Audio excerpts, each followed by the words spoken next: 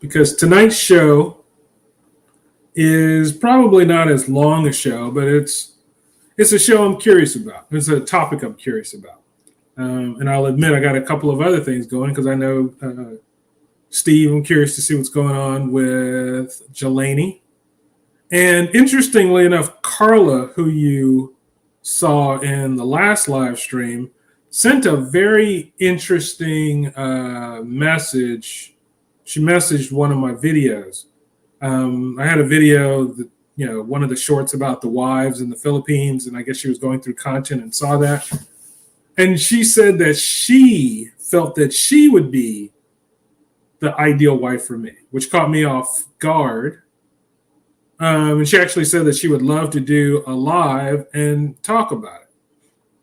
So I said, I offered her some time. She didn't respond back. I was so caught off guard by that comment that I thought, if you want to have a conversation, that's fine. I don't know where I don't see how that conversation is necessarily going to lead to anything. But I want to understand where her mind is, because I think that can help her, not just her. I think that can help people understand the Philippines and why the Philippines is a little different. I've said on multiple live streams, I don't ever see myself getting married again as long as I live in the West. I just don't see how that's going to happen. And if someone's telling me they think they could be a wife, I'm like, well, you're in the West. I don't see it. But the Philippines is very, very different. Most notably, the Philippines is one of the 2 countries in the world where divorce is illegal. So you are finding women who are looking for husbands who don't believe in divorce because they're raised in a culture that doesn't have divorce. That makes them special. And this is not, we're not doing the Philippines tonight. That's not what this is, but it just speaks to this idea that I would want to pick her brain about, because, if she took the time to actually come in and make that comment, then yeah, I'd be curious to know what she had to say. But here's my question tonight, which is, could there be another insurrection this year? And I kind of want to explore some things related to this, because I've talked to lots of people at this point, as we're gearing up for the election, and I'm posting more about the candidates and understanding people's feelings about the candidates. I'm curious to know what's going to happen if Trump loses this time around. And I did a video today, and it was just kind of a simple idea, but 2024 is a repeat of 2020. It's the same candidates. This is a unique situation where I think for the first time in history, we've got 2 candidates who've both been president. So we know what their terms in office were like, and we can make an informed decision about where we want to go. Now, from what I can tell, for the most part, I think most people are going to vote the exact same way in 2024 as they voted in 2020. Not all. Steve, I know you're an example of someone who's not going to vote the same way in 2024.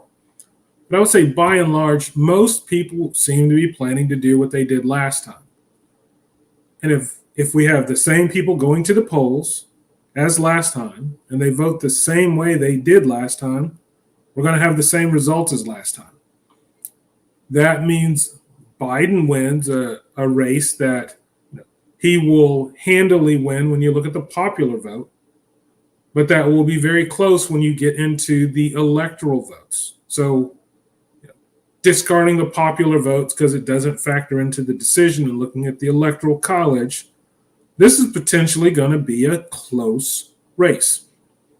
I even saw where Barack Obama was starting to dial up his communication to Biden in preparation for this upcoming election, because he was realizing that this could be a nail biter of a race. And he wanted to really help guide Joe through kind of the the series of events that would give him the best chance for success. So, I don't think that's a surprise to I shouldn't say that.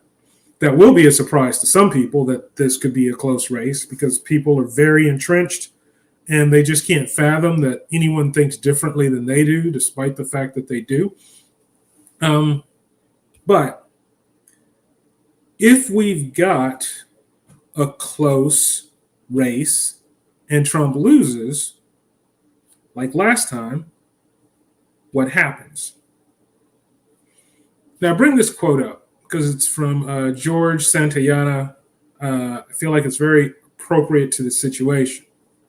Those who cannot remember the past are condemned to repeat it.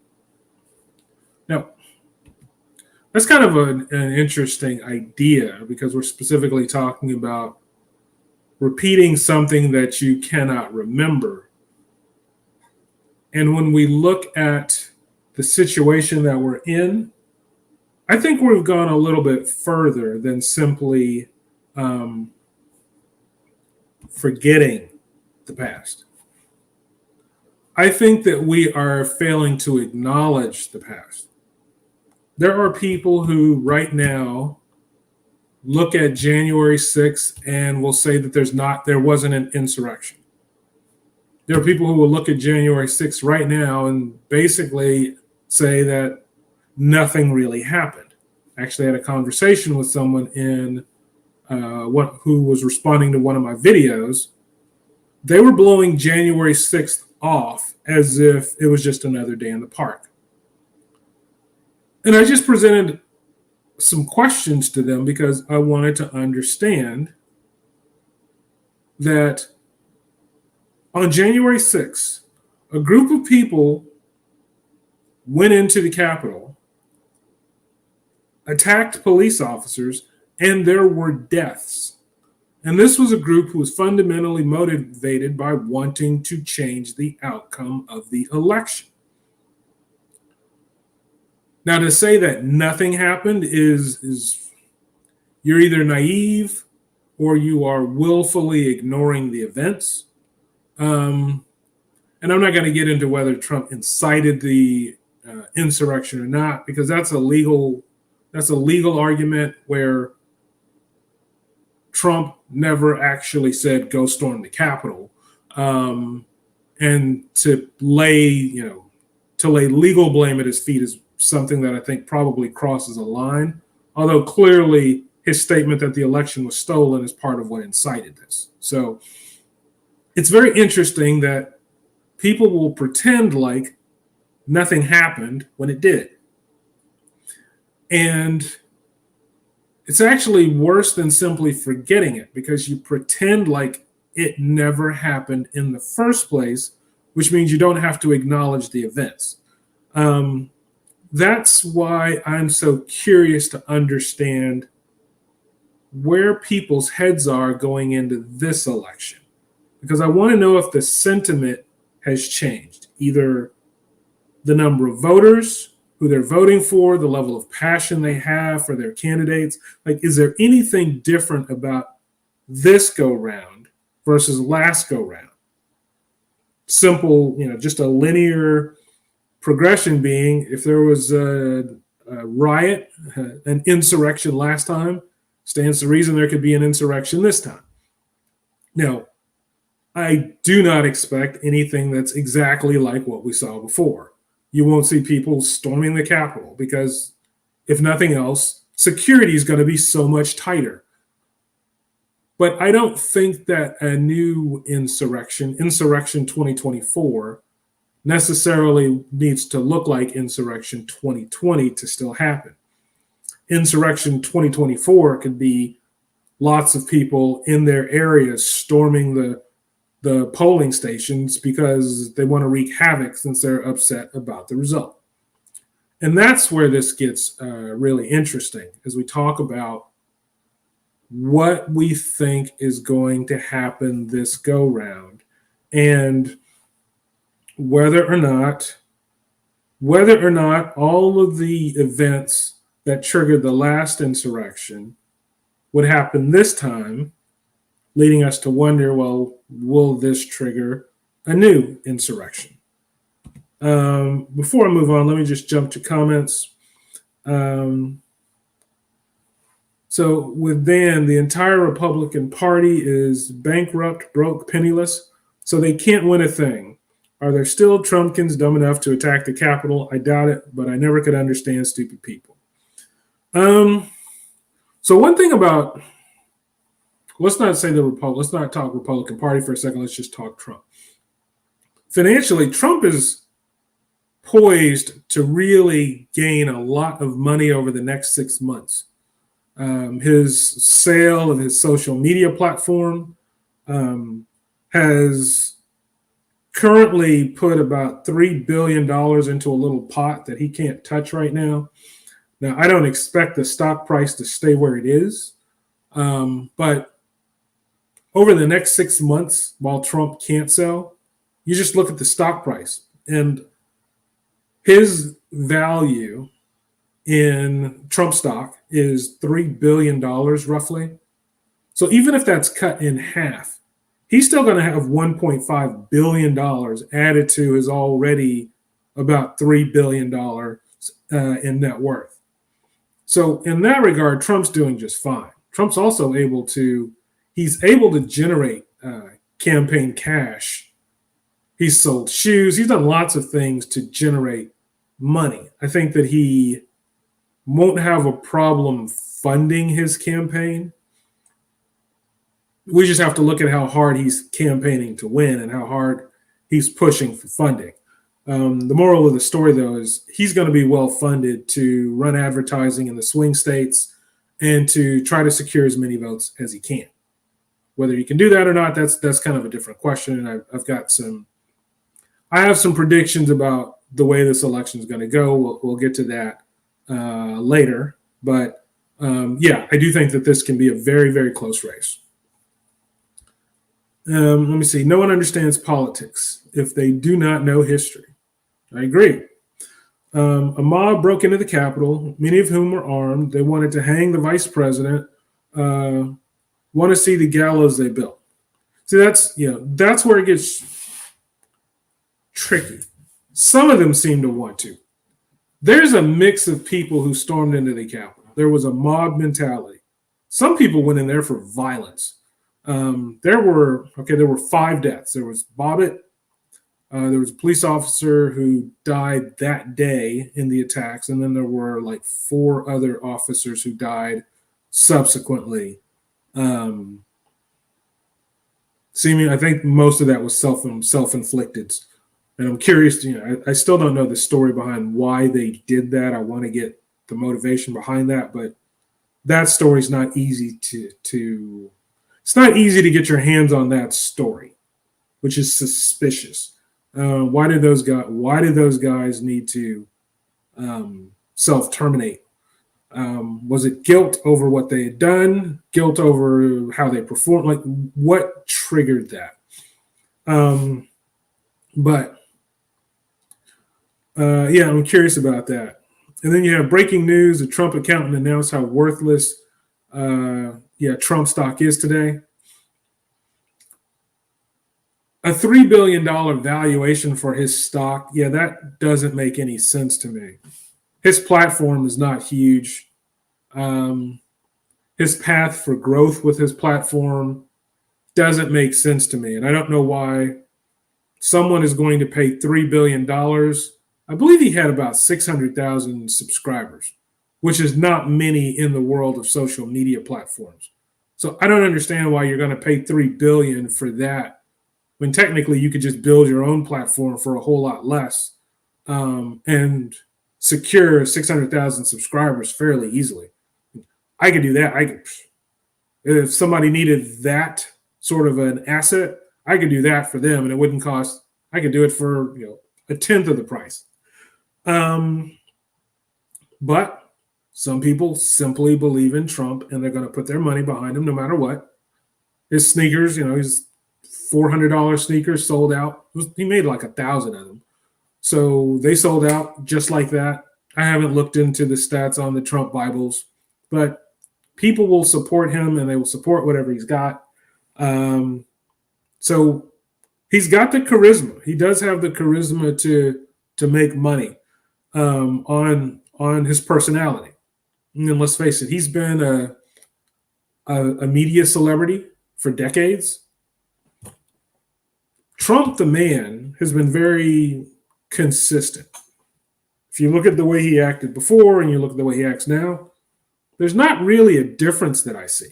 It's just that now he's been a president, and now you look at him and you have the expectations that you have for kind of past presidents, and he doesn't act like past presidents.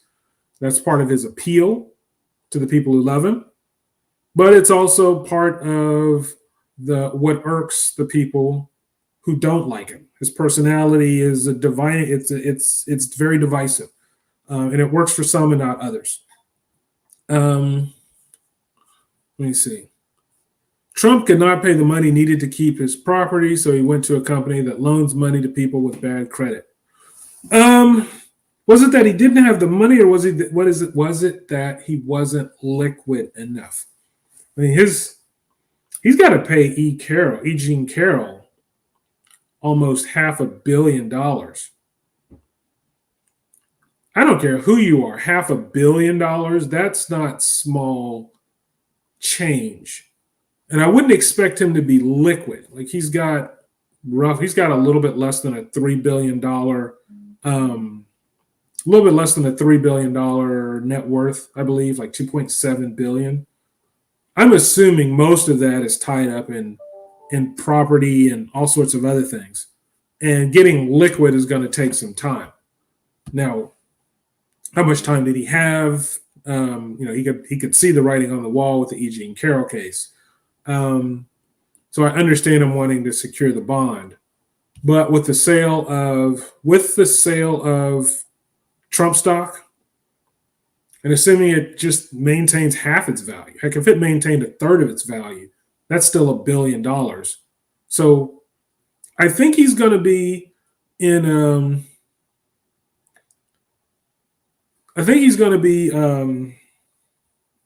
fine financially. He'll profit financially, but that's kind of separate from kind of where he's going to go with. There's still a lot of cases that he has to face, and there's the whole idea of the presidency and him wanting to win the presidency, and potentially him wanting to understand his ability to pardon himself for things, which is a very curious idea. There's a lot that's going to need to be untangled if he wins. Let me see. Abortion will cost the GOP the election. In Florida, abortion will be on the ballot. Goodbye, GOP. I understand what you're saying, but I guess here's what I don't know. How many people see abortion as an election issue? Because technically, abortion isn't abolished. Like the right to. I shouldn't say that word. I think that's a bad word with the YouTube filter. So let me say termination. So an early termination is it's a state by state issue now, which means that if you live in a state that doesn't offer it, you can go to a state that does, and you can still get the procedure done. So I don't know that people are going, and I think that having access is probably the biggest thing for people. If they had no access at all, sure, I think it becomes that does become an election issue. But if now they've just got the inconvenience of having to travel to get the procedure done, I don't know that rises to the level of changing the way you vote.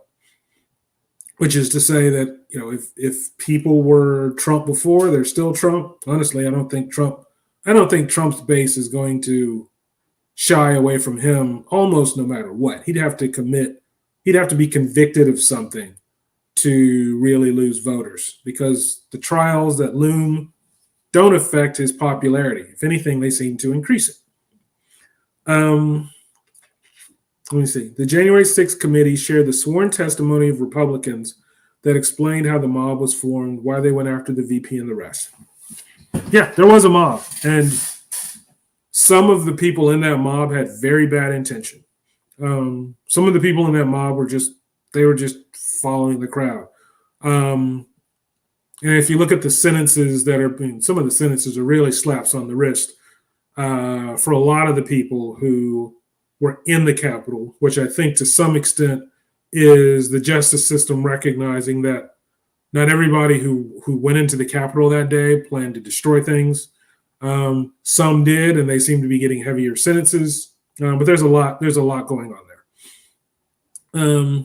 See, a frontman for China, interesting, bought Trump stock and caused it to rise on the stock market. Today it was still down to what it was getting last January. Okay, I haven't really looked into the buyers on Trump stock. I just know from how IPOs work in general that there's an IPO and the stock takes off. There's an initial surge. And then there's an overcorrection, and the stock is going to come crashing down. That's just how IPOs work. And then after the surge, and then the overcorrection, it starts to kind of correct to where it's going to trade at. It's going to be unstable for a while, but all Trump needs to worry about is where it's going to be in the next 6 months. Because I would imagine that 6 months from now, when he's able to sell, he's just going to dump it all. So what's that price going to look like? That's, someone could sit back and trend that and figure it out. But I would just, without doing any research, I would imagine that his value is going to be between $1 and $3 billion, probably closer to 1, like 1.5. However, we've got to wait and we've got to see. Trump could get his friends to loan him a cup to put water in. Who are Trump's friends right now? That's an interesting, who are his friends? It was very interesting to see in the Senate, pretty much the day Trump was no longer president. As soon as the election results were ratified, people just turned on Trump, like on a dime. I remember Lindsey Graham, who was one of Trump's strongest supporters, basically saying on the Senate floor, after having been the biggest Trump supporter on the planet, that he asked Trump about election fraud, asked him for some evidence, said that he would be, his biggest champion in righting the wrong. And Lindsey Graham's own words were, Trump didn't show him one single shred of evidence. So it was interesting to see how people responded when Trump wasn't president, didn't have the power to retaliate against what they were doing. I don't think the election was stolen. But I don't think Biden would have won if Trump had encouraged his voters to vote by mail.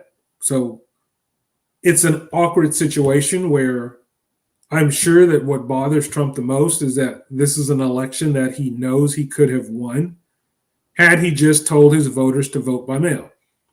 2016, Hillary and Trump both had roughly 65 million votes. 2020, Trump had about 75 million. Biden had 80 million. So they both saw gains. Biden saw a much bigger gain. And it's just common sense that when people are being asked to gather in the midst of a pandemic, there's going to be some concern and some reservation about being exposed to a contagion that could kill you. Offering people the option to vote by mail versus trying to motivate people to go to the polls because you want to show off how much support you have, that's just tactically that wasn't a good move. This is my take. I think he wanted to gloat when he won. He didn't just want to win, he wanted to gloat. And having people show up at the polls would give him the ability to say, even during a pandemic, I was able to get my base to show up at the polls because that's how much they loved me, and I still beat you. I think that's what his motivation was. Can't prove it, but just connecting the dots, that's what I see. Otherwise, why wouldn't you tell your voters to vote by mail when you know it can give you more votes? Let me see. Republicans left the GOP. Trump did not have the money. No one would loan him a penny.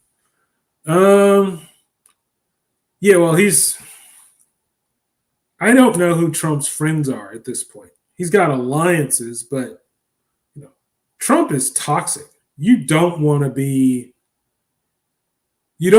Team Trump unless you know for sure you believe he's really going to win, because that can destroy you. There are a lot of people who partnered with Trump and probably regret it.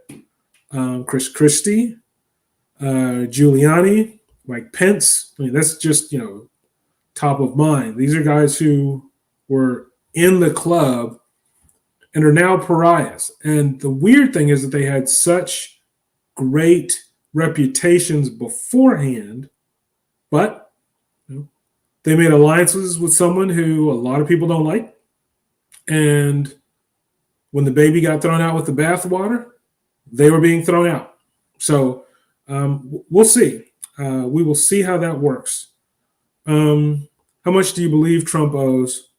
What are his debts today? Ooh, today? Well, let's see. I know E. Jean Carroll's 450. I forget he's got another one that's 90 million. So that puts him at 540. I don't know what the Stormy Daniels hush money case is going to cost him, but that's going to cost him. And I haven't done a sit down on all of the other cases. He has a lot of legal trouble ahead. I don't think anything's going to be as substantial as the E. Jean Carroll.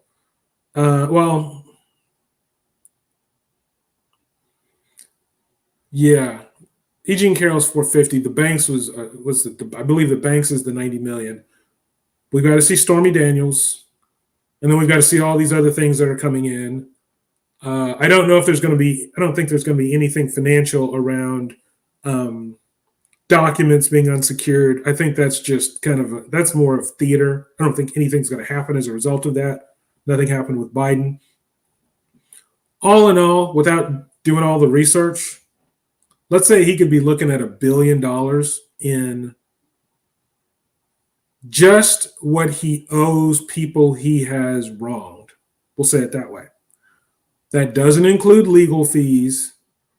That doesn't include any fees and taxes and all sorts of other things that can accumulate as he, delays this. You start adding all that in there, you could be looking at $1.5 billion. I would imagine that if he walks out of all of this with $1.5 billion paid out or less, he probably calls that a win, because this could easily spiral into something more. But I haven't done all the research on that. That's an interesting question.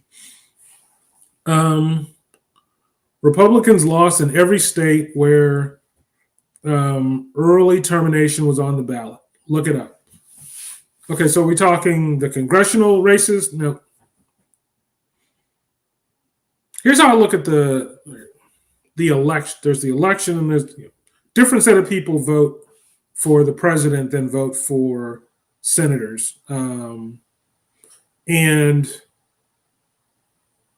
I totally hear what you're saying, but there are a lot of people who only vote when it's time to vote for a president, which is why for me, what's most telling as I look through this is past history. What happened in 2016, what happened in 2020, that tells me kind of what I think is going to happen in 2024. Basically, most states were consistent. They were Democrat, Republican, Republican. There are 6 states that flip-flopped, and all 6 of them flip-flopped from Trump to Biden. So Trump lost a lot of support in the last election. Still was a close race. He still could have won it, but he lost a lot of support. And now the question becomes, has he regained any of that support? And I don't hear that many people who are saying that they are newly supporting Trump when they didn't before. His base wants him to win, obviously. Biden's base wants him to win, obviously. I don't hear much flip-flopping. And if anything, I think there may be fewer voters this time around than last time, because last time we were in the middle of COVID and people were probably less distracted than they're going to be this time, which means that they were going to go vote. They were more invested in the election. MAGA is being abandoned every day. People are deciding that the USA is more important than Putin's puppet. There are some people who, it's a minority. It feels like I haven't done an official poll. It feels like a small minority are abandoning the Republican Party. But there's also a small minority who seem to be abandoning the Democratic Party. It might be a wash. It's kind of interesting. There's just, some people were making more money under Trump. Some people realized that they're making more money under Biden. And I think that that's kind of tipped the scale for a few individuals. But we're going to have to see. We're going to have to see. This could be a very close race. And I will pull up a map in a minute, but I want to go through comments. Let me see. Do you know how many has left the USA to avoid their prison sentences? Wait, who's left the USA to avoid their prison sentences? More than a few, and they went to Russia, according to. So who are we talking about? I mean, there's like what's his name? The whistle. Oh man, I'm blanking on his name. There's the whistleblower. There's Julian Assange. I'm forgetting that other guy's. I'm just blanking on his name right now. There are a couple of people, have gone to Russia to avoid prison sentences. No extradition. There's only been a handful. I guess I'm curious to know who you're talking about there.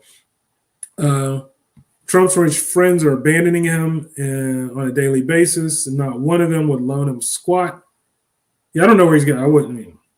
I can't speak for what I would do as a billionaire, but that would seem like it would depend. That there would be a lot. I'm sure we'd have to get into some deals and reassurances and all of that. I wouldn't just, if I'm a billionaire, I'm not planning on loaning anybody $1 billion of my money. I don't think that you get to be a billionaire if you're that reckless. But we'll see. Let me see. Trump stole the 2016 election and he admitted that Russia stole it for him. Want me to send you the link to his admitting it? I do. Yes, send me that, because you might have to email it. I don't know if you can post a link in chat. YouTube seems to prevent that. Try it in chat. I'm curious. But I guess here's the thing. I hear people say that Putin is interfering in the elections. Here's my challenge to that. Now, if Putin is interfering in the elections, then he's trying to help Trump win. I don't know anyone who would argue that Putin wants Biden in office over Trump, because Trump is not going to support the Ukraine as much as Biden will. So Putin has more interest in Trump and what that allows him to do than Biden. But here's the thing. If Putin is trying to help Trump win, well, he's not very effective, because in 2020, he didn't help Trump to win. And you also have to get into kind of this whole conversation about kind of steering an election. Because, let's say Putin is interfering in the election. And I don't doubt that on some level he is. But, so is Fox News, and so is CNN. So is big tech and big pharma. Everybody's interfering with the election. Everybody's got a vested interest in one guy winning over another, and they're trying to make sure that their guy is in office so that things go smoothly for them. I don't think that Trump is I don't know that he's in Putin's pocket, although we don't know his finances, and that's on him that he didn't want to share that, because that could have answered the question very simply and easily. In the world of conspiracy theories, if he's in Putin's pocket, well, okay, he's not doing as much for Putin as I would expect. He did try to stop some Ukraine aid from from arriving. I don't remember all of the details, but basically he didn't have the authority to prevent the funds from going. Mitt Romney was talking about Trump's foreign affairs, his approach to foreign affairs, and it's actually one of the reasons why Mitt Romney said he wouldn't vote for Trump. He does agree with Trump on domestic policy, but not on foreign policy. And he had very strong feelings about that. I thought that was interesting, just seeing him come out and say that. I don't know any Democrats, prominent Democrats, who've been vocal in expressing their opposition to voting for Biden. Now I try to juxtapose. It's like, can I juxtapose? There are some Republicans who are saying they will not vote for Trump. I mean, Mike Pence said he's not going to vote for Trump. Are there Democrats who are saying they are not going to vote for Biden? Because I'd be curious to see kind of how that works. Let me see. Did you know that Trump is running the Republican National Convention today? They stopped sending money to down ballot candidates. Goodbye, GOP. I mean, Trump's the guy. Trump's the horse that they've got to ride. There is no way around that. Trump is their candidate, and Trump has a good chance of winning. And Trump will come down on them like a ton of bricks if they don't support him. So they have to get in line with Trump if they are career politicians, because to not support him is just career death. E. Jean Carroll is getting more because Donnie lost 2 lawsuits to her. I have to look into that. I thought the combined payout was $350, but with taxes and fees, it was up to $450. And I thought that's a lot in taxes and fees for, you're talking about almost a third in taxes and fees. That's a pretty steep interest rate, but that's a different thing. Okay, Stormy Daniels is a criminal case. All right, Stormy Daniels is a criminal case right now. I don't think Trump is going to face any criminal. I don't think he's going to be convicted of anything criminal. They'll come up with a workaround. What was it? Manafort went to jail for Trump just to keep any of that from coming out. So unless Manafort decides that he suddenly wants to spill the beans at a time where he has no reason to need to, I don't think you're going to get him on anything criminal. Now, Stormy Daniels is going to be able to do something civil, yeah, which is kind of funny because he paid her off and she's still probably going to be able to sue him for something civil, emotional distress. But we'll see. You're saying $1.5 billion, more than that? Could be. I was saying if he walks away with a $1.5 billion loss, he probably calls that a win. It could definitely go up higher than $1.5 billion. How much higher? Got to get in all of those cases. It's nuts what he could be facing. To think that his entire empire could be devastated. I'm sure that's, I don't know. It's hard for me to understand. It's hard for me to understand him because he's motivated more by his ego drives him more than my ego would drive me in some decisions. I'm kind of a dollars and cents guy, but we will see. Let me see. Actually, but before we do that, let me just drill to, because I do want to talk a little bit about do we think there could be another insurrection, another mass riot this year? So let's think about that for a second, because it's not just a random event that's going to happen. I mean, there are very specific events that would need to happen for there to be a riot. Basically, Trump would have to lose, which is not guaranteed. It would have to be another close race, which probably is guaranteed. And he would really need to come out again and say the election's been stolen again. They did it again. We can't, he would need to say something like that. I think all three of those things need to happen in order for there to be another insurrection.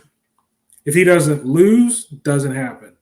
If it's not close, doesn't happen. And if he, doesn't say that the election was stolen from him again, doesn't happen. You need all three events. But that is where we're going to get into kind of the conversation around how likely is it that Trump is going to lose a close race. Now, I'm going to pull up a map. I like to go to 270 to win because they've got this interactive map. It's easy to play with. Part of the fun of this is you can look at the scenarios and kind of ask the question, how likely is this scenario to play out? And this is what I've done. Here's the start of so here's a map. You've got the electoral college basically represented here. You need 270 electoral votes to win. This map shows Biden getting 287 and Trump getting 251, which would mean Biden wins, and it's pretty clear. But this map makes some assumptions. Most notably, I'm assuming that Trump takes Georgia. Now, if you look at when you look kind of at the Northeast, this is the way the Northeast went, both 2020 and 2016. So I've got no reason to believe that the Northeast isn't going to go that way again. When you look at the West Coast, basically it went the same way. You have a couple of swing states, and that's where things get interesting. I mean, if we look at, Georgia for a second, Arizona, Nevada. So I believe if we look at all of these, this is where the battle for the 2024 election is going to go. It's Georgia, Pennsylvania, Michigan, Wisconsin, Arizona, Nevada. Why is it those 6 states? Well, those are the 6 states that went Trump in 2016 and went Biden in 2020. Those are the only states that changed their mind, so to speak, from one election to the next. Now, if Hillary was able to, if you look at the states that are blue, if Hillary was able to carry them, Biden was able to carry them last time, he's going to carry them this time. Hillary had far less support than Biden does. There is no reason to believe that these blue states aren't going to remain blue. It's these swing states that get interesting. Now, if we start off neutral, Biden would have 226 electoral votes to Trump's 235. So Trump is technically starting off ahead. He's got a bit of a lead. And I think that he is going to expand on that pretty early because I'm pretty sure Georgia's going to go Trump. He only lost Georgia by 13,000 votes, and Georgia's got a population of about 11 million people. So he lost Georgia by literally that many people. He has no problem rallying support from his base.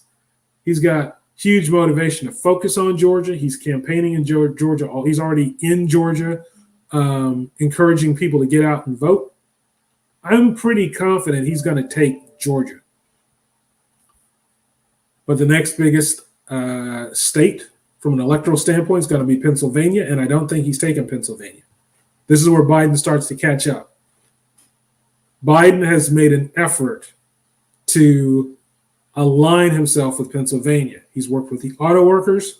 If you remember his presidential address, he took the time to point out and acknowledge the Pennsylvania auto workers. The leader of that union was at the address and was supporting Biden. They did a very good, photo opportunity, gave him great coverage, basically said to the auto workers of Pennsylvania, this is who we're supporting. And I think that that's going to bode well for Biden. He won Pennsylvania. I think that he's done the work to secure Pennsylvania. I think that's pretty much a lock. And at this point in the election, it's close. Biden will have 245. Trump will have 251.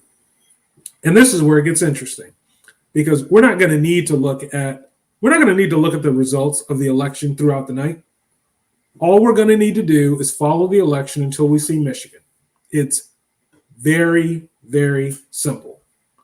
If you look at the last two elections, it's not just Michigan. Michigan's got 15, Wisconsin's got 10.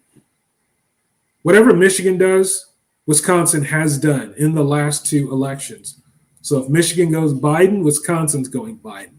If Michigan goes Trump, Wisconsin's going Trump. Why is that important? Well, because that's 25 votes. So whoever gets Michigan basically wins. Biden's behind, but you'll notice if Biden gets Michigan, Wisconsin, he hits 270. It no longer matters what Trump does. Biden's won the election. If Trump gets Michigan, then he's getting Wisconsin, and he's at 276. And again, it's over. Arizona and Nevada don't matter. Michigan is going to tell us who the president is. And why is that so interesting? Well, that goes back, and did the video on this, to who does the better job in Michigan. Biden stood on a picket line with auto workers in Michigan. Auto workers seem to be the key to swing votes in a state because that's clearly been Biden's focus, which is interesting. Biden's on the picket line fighting for auto workers in Michigan to get better working conditions, better pay. Trump's going to go and he's going to campaign and he's going to make some strong campaign promises. But for me, I don't think that someone's campaign promises are going to weigh nearly as much to a voter as saying the president stood on my picket line and fought for the issues that I care about. Like, I don't care what the other candidate does. This guy stepped up and helped me. I saw him personally put effort into my cause. He got my vote.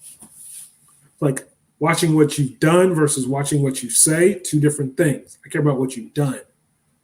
And that I think that was the master stroke that's going to win this election for Biden. That's what I think is going to happen.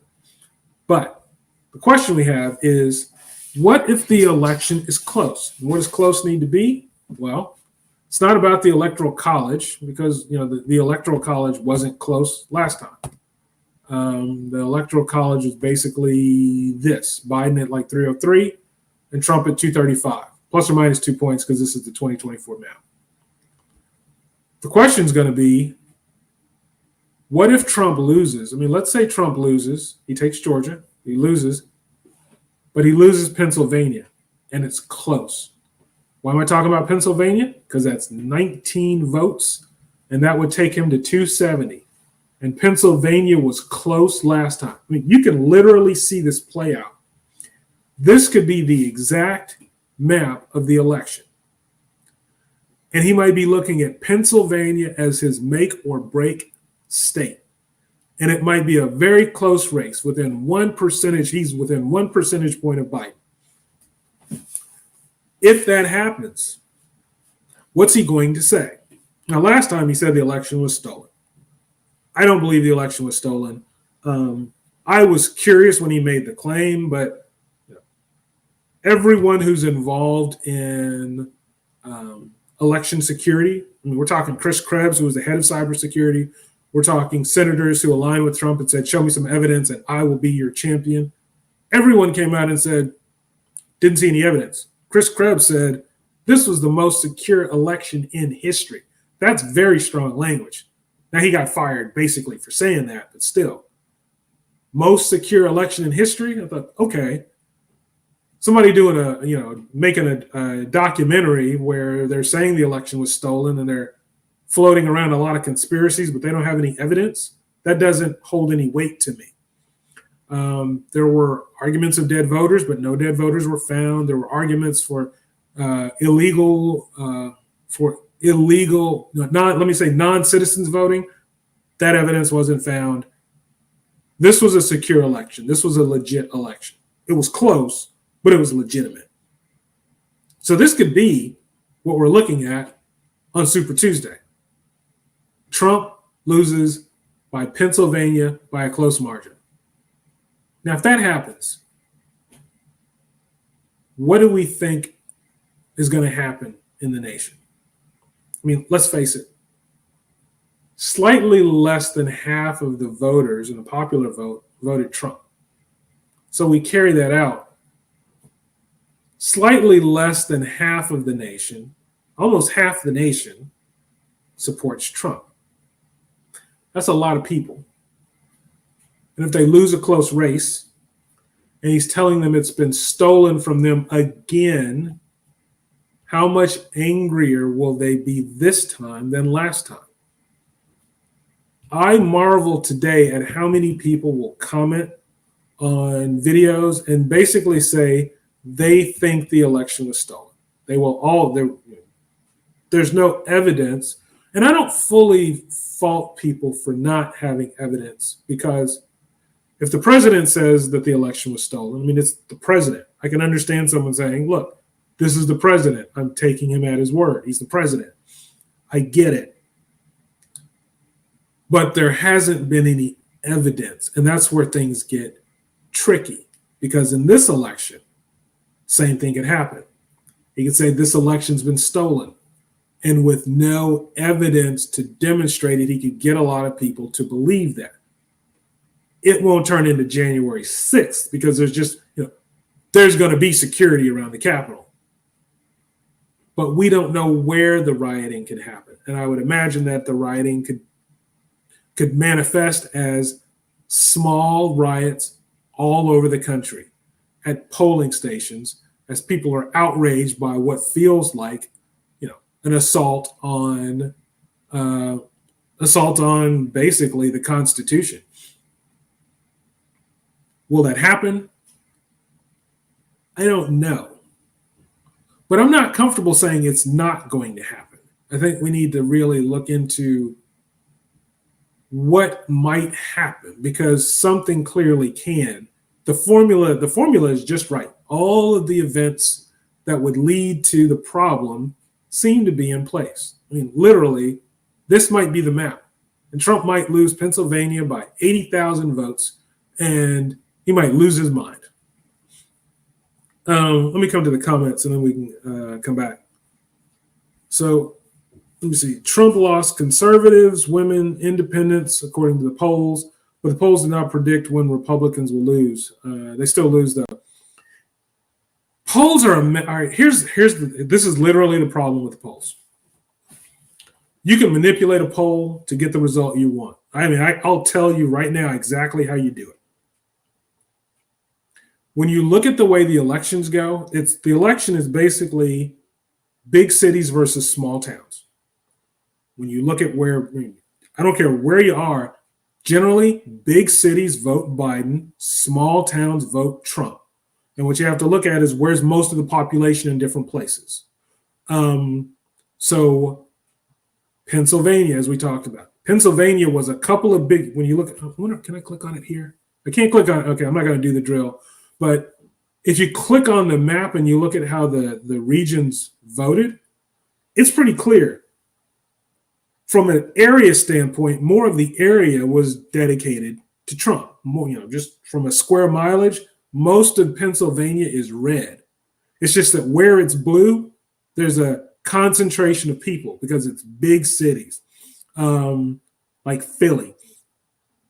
And those tip the scale. There are enough people congested in those big cities to outweigh all the people spread out in the small towns. And they win. Now, how that works from polling, well, if I wanted to make a poll that said that Trump is overwhelmingly winning a state, I would mainly interview people from small towns. If I wanted to win a poll, to show a poll that said that Biden was going to win, I would mainly interview big cities. And the results are going to show exactly what I want them to show. Now, if I say, hey, I polled people in this state, I polled a cross-section of people. You don't know exactly what I did. Sure, I polled a cross-section of people, but it was biased. I mainly polled people from small towns because I wanted Trump to win, or I mainly polled people from big cities because I wanted Biden to win. You have to look at whether the polling was representative of the state. So it's, did you poll the area fairly? Did you get a good mix of people so that, whatever the percent big cities represent, that's what your poll represented? Or did you slant it one way or the other? And sometimes they're not slanting. Sometimes they're just lazy. They just take whoever they get and say, well, here are our results.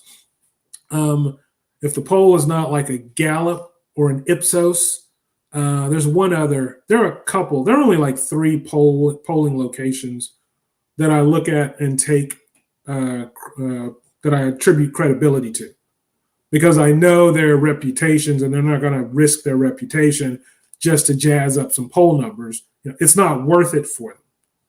If they're not one of the big 3, no, I don't know what their poll.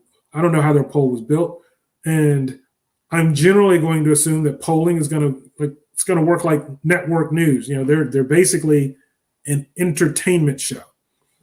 So if I'm like Fox News, I'm assuming that Fox News is going to get polls that say Trump's going to win. I'm assuming that MSNBC is going to get polls that say that Biden's going to win, because they're entertaining a certain audience and they want to appeal to their audience. And telling their audience that their candidate is going to win, that's reassuring. So they're going to do that. But yeah, polling, I agree. You have to take polling with a grain of salt, but that's just kind of a tip. It's easy to manipulate a poll to make it look like you won. However, this time we don't really need it, because what we know is how people voted in 2020, and the candidates haven't changed. So I can just look at 2020 and say Biden had more support last time around. So if nobody changes their mind and nobody changes their position on whether they're voting or not, Biden's going to win, because we're going to get the exact same result we got last time, which is this map, except it's got Georgia in blue. That was last year. That's what we get if nothing changes. MAGA convicts went to Russia. Interesting. I'll email it. Not that you read your emails. I get behind on emails. Oh, man. I will admit I do get behind on emails because I've got a lot of things going on right now. A lot of things going on at work that are new, and they keep me preoccupied. But I eventually get to things. Trump helped set Ukraine for Putin's war. Helped set Ukraine. What do you mean? By trying to prevent the aid from going to Ukraine. Putin bought Donnie. Oh, okay. So of course, well, I'm not sure where you're getting that part. Trump tried to dissolve NATO. He held back money. He did hold back money.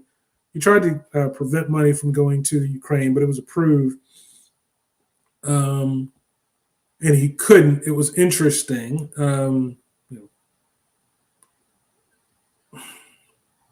That's interesting, but that goes to the issue of foreign and domestic policy. And what I hear, we're talking senators right now. What I hear senators talk about when they're talking about Trump is generally their alignment with him on domestic policy.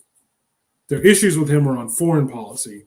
And they've got just got a lot more of an understanding of where that's going than I do. I remember Romney was making a comment that basically said, providing money to Ukraine is throwing money in the garbage right now. So that was a very telling statement about the Ukraine and how the war is going and what aid is going to do. We're not providing them support because we're trying to help them win. He didn't come right out and say that they have no hope, but he was implying they have no hope. However, his comment was this: on a global stage, you have to honor your commitments. So if I say I'm going to provide you with aid, but then when I look at the situation, I say, you know what, I don't think you're going to win, so I'm actually not going to provide you with the aid, then you lose your credibility. Then you lose the ability to have influence on other things, because now other countries are going to look at you and say, can't trust you. You said you were going to help somebody, but when the going got tough, you split. So that, and I don't understand fully the ramifications of that. That was a piece where I would have loved to have been able to sit down with Romney myself and ask him those questions. But that was where he had a strong pushback on not providing the Ukraine aid. It wasn't because of what happens in Ukraine. it was because of what happens with the rest of the world and our credibility and what we're able to do, how influential we are in the other parts of the world. He made a specific comment about how we're in the captain's seat right now. But if we lose our credibility, China could take over the captain's seat.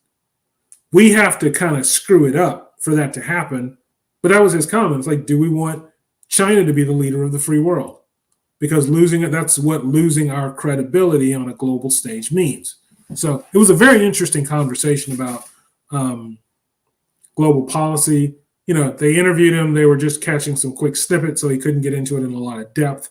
But it was very telling, because I was surprised that he was coming out and saying that he wasn't going to support Trump, and I wanted to understand why he was saying that. I didn't understand why he would be so public about it, even if he wasn't going to do it. It's like, why are you saying that? But he felt strongly enough that he wanted to make that position known to America. Trump is the horse with poopy pants that talks out of both sides of his mouth. The GOP wanted the anchor. Now they have to swim with it around their neck. I understand. People who don't like Trump really don't like Trump. So I get it. April 14th is the day the criminal case against Trump begins. I would be shocked if I don't think Trump's going to be convicted. I don't think Trump's going to be convicted on anything criminal. I have to dig into all of his trials, but I just don't see how that's going to happen. However, there is a huge windfall of civil cases that are going to follow this. And he's got a lot more money that he is going to be paying out. So we're going to have to see. Your email just came through, Dano, so I'll check that. I'll check that a little bit later. We're going to have to see what happens with those. Trump is not out of the woods yet as far as civil cases go and as far as the money he's going to have to spend. Michigan has been never Trump since 2018. The GOP has no power here anymore. All of their money is going to lawyers today. Michigan. If Trump doesn't win Michigan, it's over. It's that simple. And I don't see what he's done to help. I see what Biden has done to win Michigan. I don't see what Trump has done to win Michigan. Michigan, literally, I'm telling you now, I will be running a live stream on Super Tuesday. And my live stream is basically going to follow this election through Michigan, at which point I'm going to say, you know what? I know who the president is now. Either because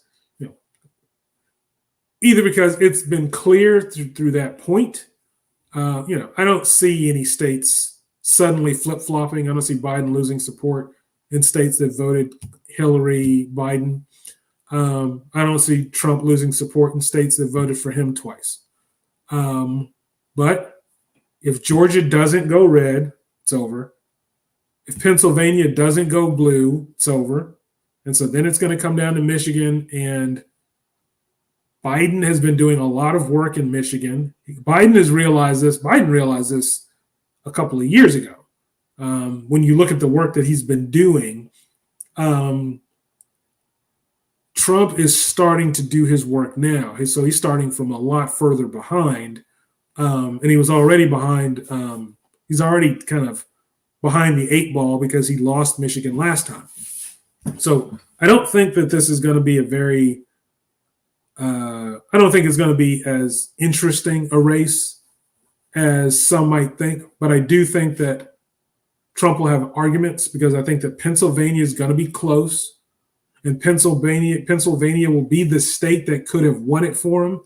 And that's going to be driving him crazy. And he doesn't react well to that. So more to come. However, I hope that he doesn't lose and say that, if he loses, I hope he doesn't say it was stolen again, because that's where I think we get into a lot of trouble, as people are going to react very badly to the thought that this happened to them twice. Even Georgia's at play thanks to Trump when it should not be. Georgia was in play in 2020, and you're right, it shouldn't have been. Georgia shouldn't have gone red. But I don't think Georgia's in play this time. I think, Trump got caught. He took it for granted, and he's not going to take it for granted this time. Georgia's going red.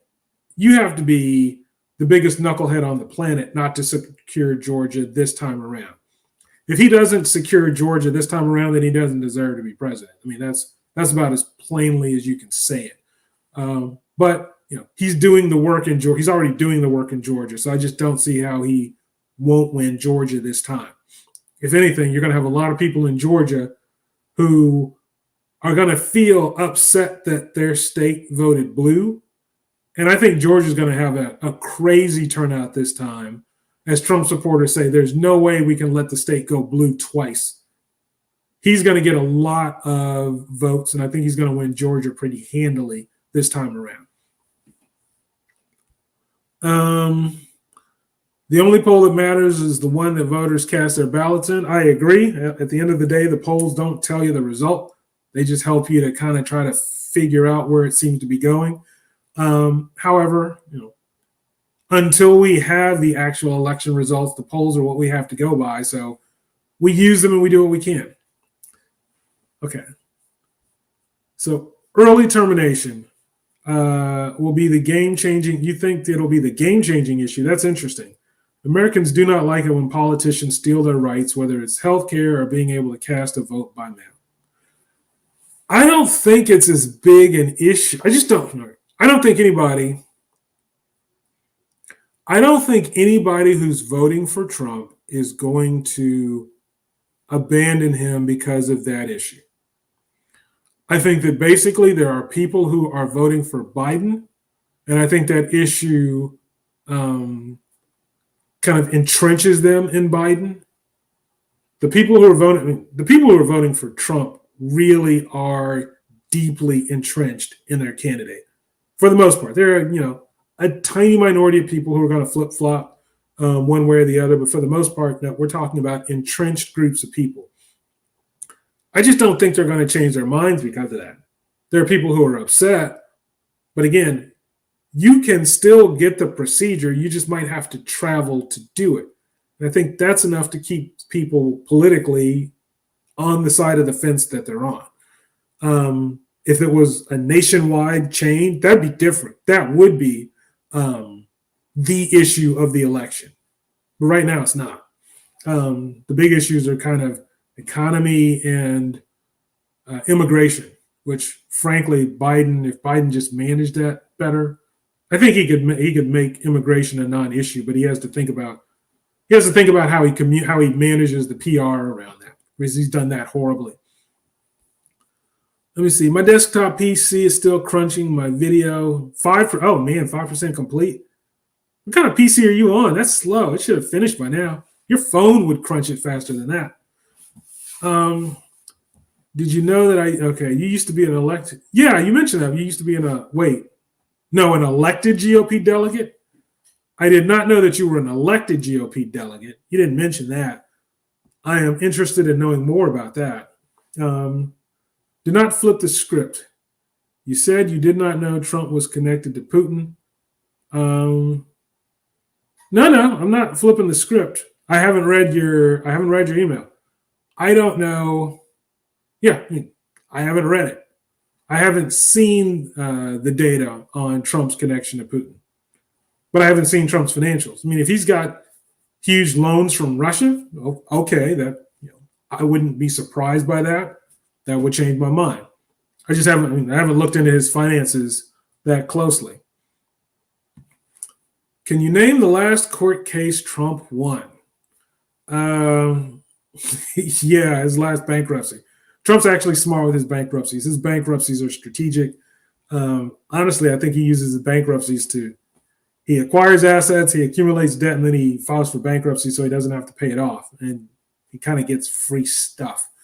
That was my take when I got into some of the detail on how he files bankruptcies, because he seemed to file them pretty regularly. And with the way he was filing them, I thought, he's doing this intentionally. He's saving a lot of money by filing bankruptcy. I mean, he still has his businesses. He's still worth billions. He's kind of, he's guilty like a fox in that regard, seems to be. Trump created fake electors in Michigan. So the Michigan GOP is toast. Dano Junkyard vlog used to do politics. I no longer feel the need for that.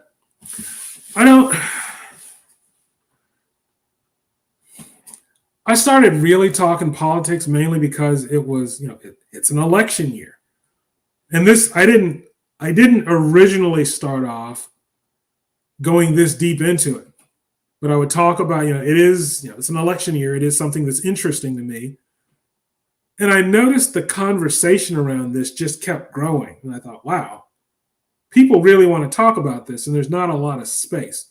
There are spaces where conservatives can talk among themselves and where liberals can talk among themselves. But there's not really a space where conservatives and liberals are encouraged to come and both talk and nobody's being filtered out. And that's what I want to do. I don't want either side to feel like they can't come and express their point of view. Hate speech, yeah, that's not gonna fly. If you've got really crazy conspiracy theories that just don't make any sense, okay, that's not gonna fly. But if somebody feels strongly about something, if somebody feels strongly that the election was stolen, talk to me about it. But tell me what you've seen. Like, don't just say you think it was stolen and you have no evidence. Like, tell me what you've seen. If someone thinks that Biden's immigration policy is good, okay, talk to me about it. But again, tell me what you've seen, because I understand the concerns around the immigration, which kind of goes to this deeper issue with people's economic position. And honestly, this is what I think the Insurrection 2024 would be about. And it is it's not exactly economy, but it's kind of economy. And it looks like am I lagging? Is my visual? Looked like my screen started lagging for a second. I hope I'm not losing my connection. Okay, it looks like I'm back. I was lagging for a second. Hopefully I didn't lose my connection. Okay. Here's the frustration. Now, if you look at Trump supporters versus Biden supporters, Trump supporters are far more passionate about the issues than Biden supporters are. I think that Trump supporters feel like more is at stake than Biden supporters do. And fundamentally, when I hear the Trump supporters talk about their concern, it always seems to boil down to the same thing. It looks like I'm lagging again. This is bothering me. But okay, we'll see. If this doesn't work, I'll have to try to stop sharing my screen and come back and see if that fixes it. So here's the thing with Trump supporters. You're looking at an economic situation that doesn't make a lot of sense to you.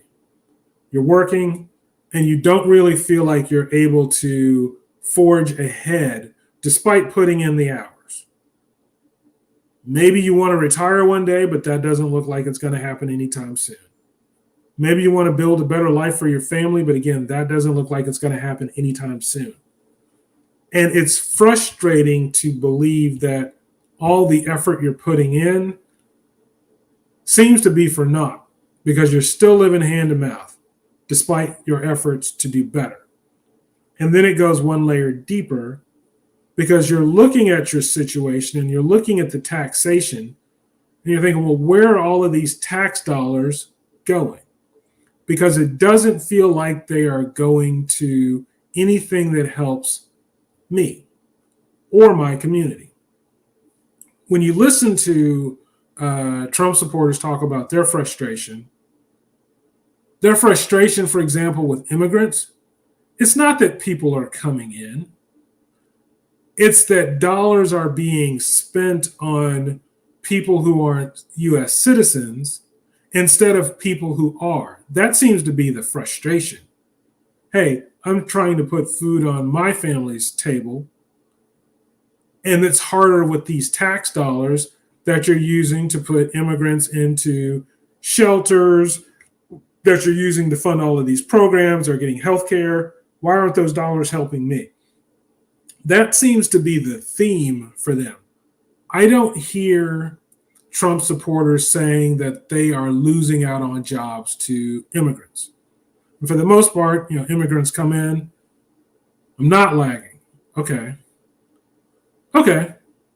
So I'm lagging on so it's a StreamYard thing. I'm lagging on my screen, but as long as I'm not lagging for you guys, I'll just keep going. But it is distracting.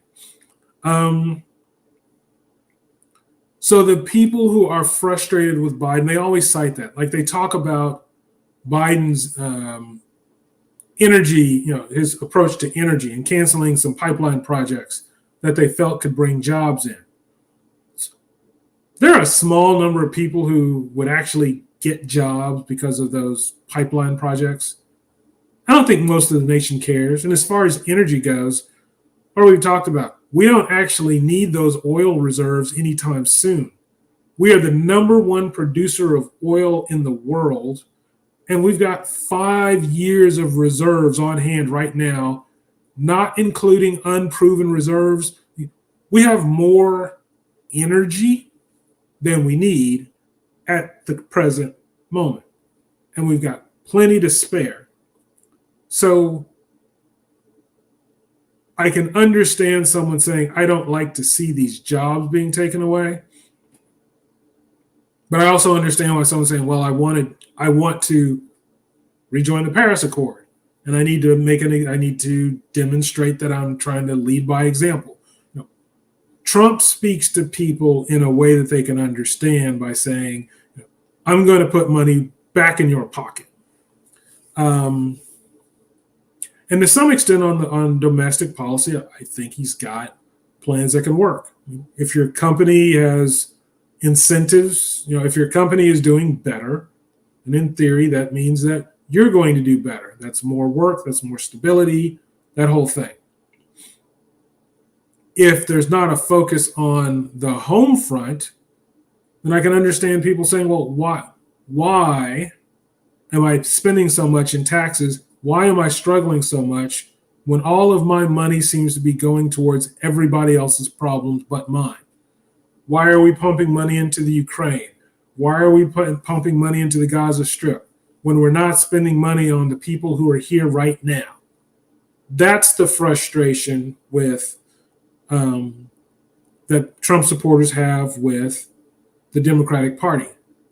And when Trump says the election is stolen, I think that what Trump supporters are hearing is something that's much deeper. I think that what they're feeling is that the country's being stolen. It's not just the election. It's my opportunity to live a good life is being stolen. And I want to do something about that. And I think that this is the guy who can do something about it, but he's not winning. And if you're telling me that he's not winning because people cheated, that's going to drive me insane because I need a better life than I have. And I'm not just going to roll over and say, oh, well, 4 years from now, let's try again. I get that part. But that is where the potential for another mass riot can happen. How many Republicans quit their House seats in D.C. this year? There's a lot to that, but if you're going to play the politics, that Trump forces partisan politics. You are with him or against him. You can't be a moderate Republican under Trump. You are all in with him or you're the enemy. And I think that some people are having to kind of acknowledge, there's only so far I want to go. There's only so far I want to play. And they are moving accordingly. Let's see, Biden wins on issues. He wins on the economy. He wins on everything you can name. So, well, Biden's going to win. Yes, you're right. Biden is going to win I think it's mainly because of the economy. The thing that's funny, though, about the economy is Trump and Biden were both good for the economy. If you look at the trend, you kind of have to look at the economy, and you got to go back to George W. Bush. The economy was in the toilet under Bush. Y'all remember we were in a recession. Last recession wasn't that far back. Economy is in the toilet. Obama comes in, starts to turn things around. Over 8 years of Obama, the economy really starts to improve. Over the 4 years of Trump, the economy continues to improve. It's just this steady trend. But what happens is COVID. Now, when COVID hit, the economy went back into the toilet. And Trump takes a hit for that. Some of it fairly, some of it unfairly. I mean, what's fair is Trump's original comments on COVID suggested that it was a much milder issue than it turned out to be. What works against Trump in COVID is that he dismantled the whole playbook for handling a pandemic just before a pandemic hit. So he's got egg on his face for that. But what's unfair for Trump is putting the blame on him for getting COVID wrong without acknowledging that everybody got COVID wrong. I don't know a single country that I would say got COVID right. Some did better than others, but some, let's face it, COVID never needed to break out in the first place. If you look at the history of COVID, what's tracked, there is literally a scientist in China who identified the coronavirus early. And he went to the government and said, we need to contain this. This is the geography that we need to contain. And if we can do this, we can prevent what looks like it's a very nasty bug from ever getting out. This is all stuff that happened. It's all, you can literally Google it in 2 minutes. And they didn't take it seriously. So do I blame Trump for not taking it seriously once it got to him, when the fact is it should have never, you can argue it should have never gotten there?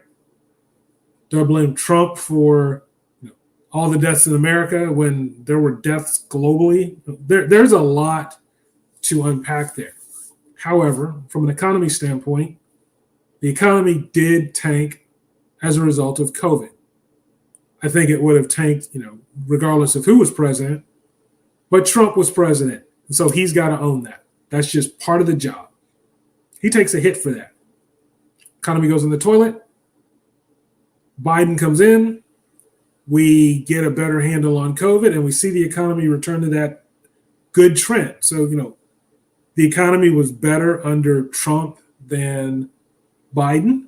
It was better under Trump than Obama. It's better under Biden than Trump. You can just see the trend. But it's more of this macro trend going way, way back to George W. and where we've been improving since then. When people say the economy is not better under Biden, I just think, well, show me the data, because that's not what I see. But if someone wants to say, look, this isn't a Biden-driven improvement, this is a long trend that's just been continuing, well, I'm not going to argue against them there because I understand what they mean. So yeah, Biden's going to win on economy. I do believe that. I think that his position on immigration is going to hurt him. I've seen that, but we will see.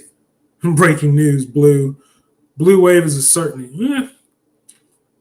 I don't think Biden's winning any more states. I don't think he's converting anybody, but I think he's going to hold the states he won, except for Georgia. And if he does that, kind of goes back to this. This is the map of what I think is going to happen. And if that happens, Biden wins. And I just don't know why that wouldn't happen. Okay, so I'm not lagging. Immigration. Trump reportedly, where'd I go? Okay.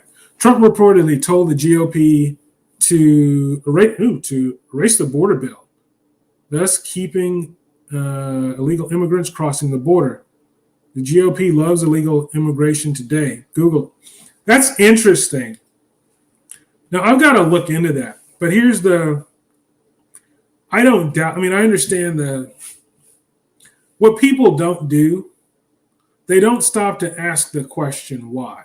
I had a conversation with a friend about this where I said, look, why do you think we are so lax we're so open to illegal immigrants coming into the nation. And his gut reaction was, we're not, to which I said, of course we are. Look at how many people we're letting in. This is by design. Nobody's said, oh, I don't know what to do. Just leave the borders wide open and let them come in until we figure out what we're doing. That's not what's happening at all. There are problems that immigration solves. Let me say it that way. Problems that immigration solves. We need more of a workforce. Our GDP is dependent upon us having a bigger labor force. And as childbirths kind of slow down, we need to do something to maintain the labor force that we're looking for. Immigration solves for that. Social Security is an issue. Our Social Security is expected to run out on the current pace in about 20 years. Now, don't freak out about that. I mean, you can add funds to it. You can figure out some fixes, but we don't have a long-term plan for Social Security. Immigration helps with that. Immigrants come in and you've generally got more money going into Social Security as they pay taxes than you have coming out as they're not benefiting from Social Security. It's not going to solve the problem, but if that gets us from 20 years to 22 years, guess what? That's 2 more years that I don't have to panic about this. And I would imagine that you got, you're playing a game of plugging the holes, and you just got to plug the big holes and keep keep as much of the water at bay as possible, because you've got too many problems to solve. That's kind of why we have the government. So many complicated problems, they can't all be solved. You've got to pick and choose. Immigration solves a lot of that. And I understand the issues. And if we really look at the cost of kind of providing basic care for immigrants so that they can come here versus what they do in contribution to the GDP, their overall contribution to the GDP outweighs the cost. That's just simple math. Now, sure, there are problems. If you look at our rules around immigration, our laws for immigration are the same as every other country in the world. We've got pretty strict laws. That's not the issue. The issue is we don't enforce them. We let the immigrants come in because we want the productivity. And that's the problem Biden has, is Biden hasn't packaged that in a way that is compelling to people. He's let Trump make that the story. And you don't want to do that because Trump is a master marketer. If Trump starts spinning the story, he's going to rally people behind an idea. And with immigration and what it's costing the taxpayer for immigrants, he spins that story very well. And everyone who has a problem with immigration is basically reiterating those talking points. That's a PR issue. That's not really an immigration issue. That's Biden needs to sell the story differently. He needs people to understand the benefits of immigrants. And if he was able to show somehow that, I'm making this up, but we're going to be tough on crime. So we want people coming in so long as they're productive. But if they're not, there's hell to pay. If he was able to craft that story in a compelling way, I think his immigration Achilles heel goes away. That's one thing that he really loses on, that it seems like he could fix. Like the energy thing, it is what he is. He's put a stake in the ground.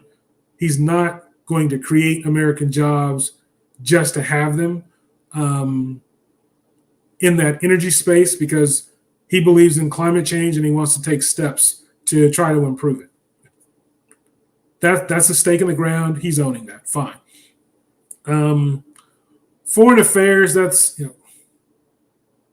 you have to figure out how to spin it. Again, it really goes back to us being the leaders of the free world. And some of that's tricky, because you'll notice when we withdrew from Iraq, we didn't really seem to want to withdraw. There were a lot of Americans who were quite comfortable with the notion of us being over there.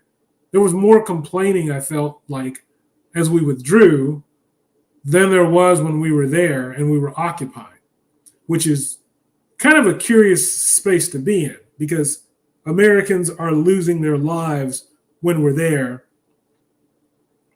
They're not losing their lives when we pull them back.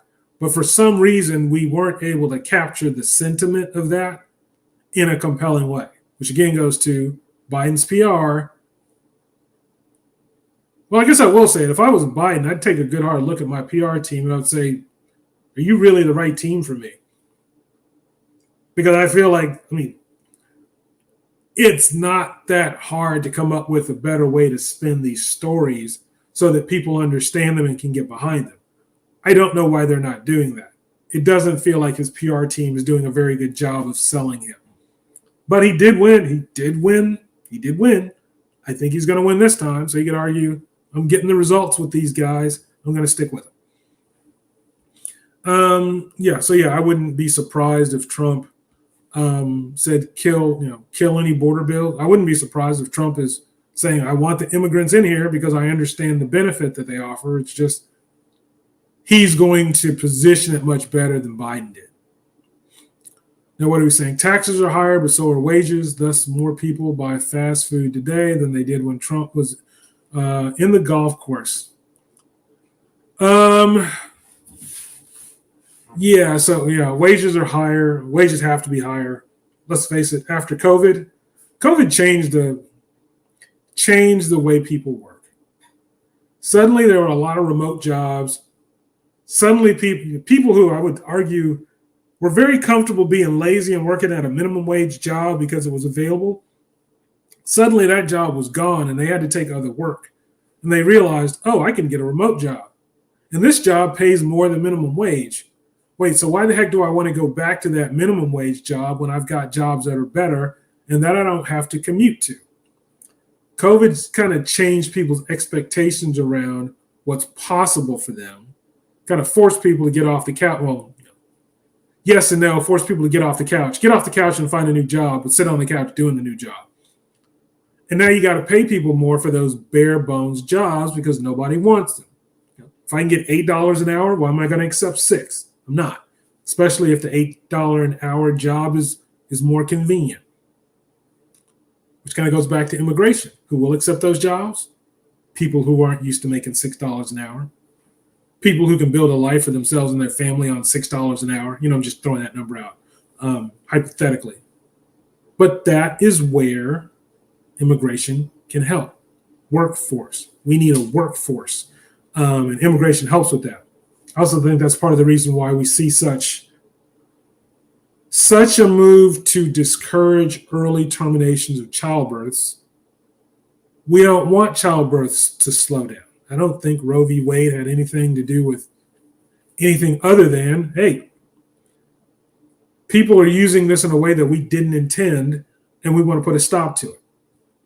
And actually, bear with me 1 second. I want to get my coffee, so I will be back in just one moment.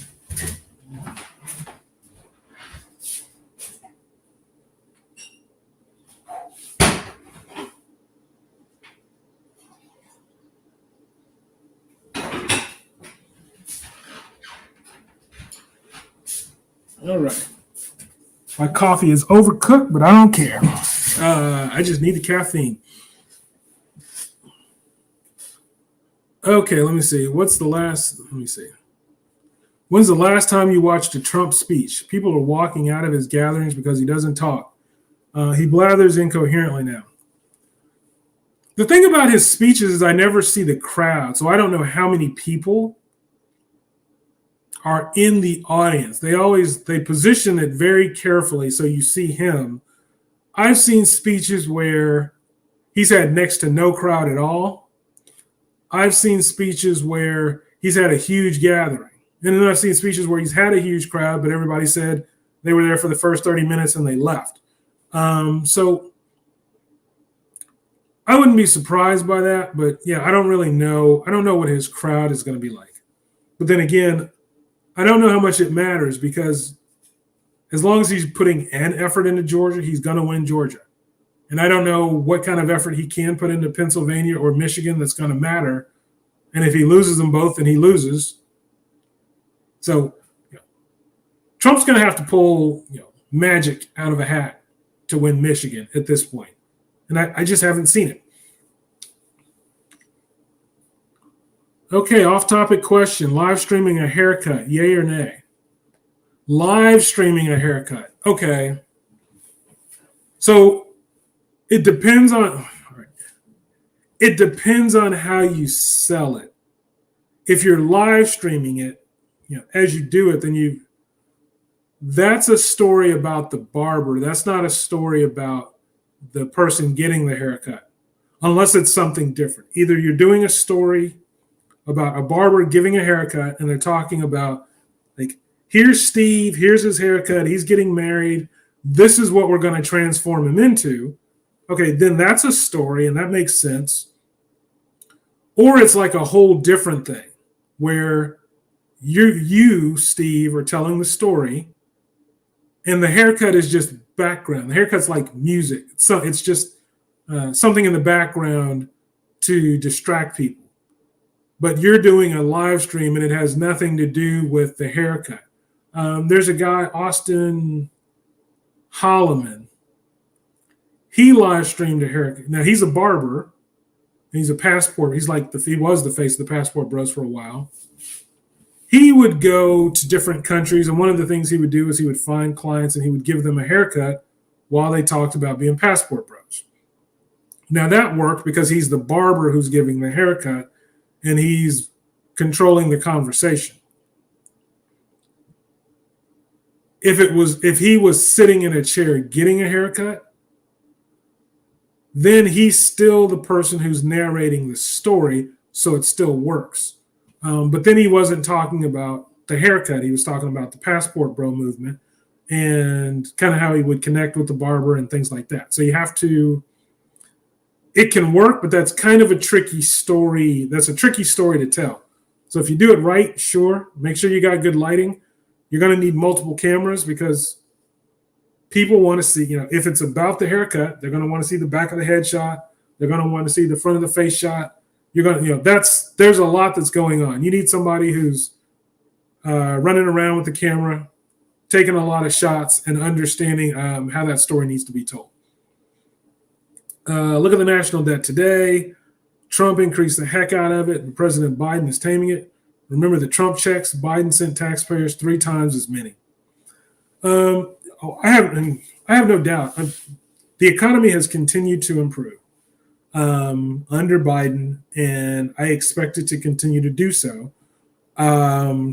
We just have to see where the nation goes. But it's funny to look at the comments people have about why they support who they do, because people really cannot fathom why some people don't see their candidate as the best choice.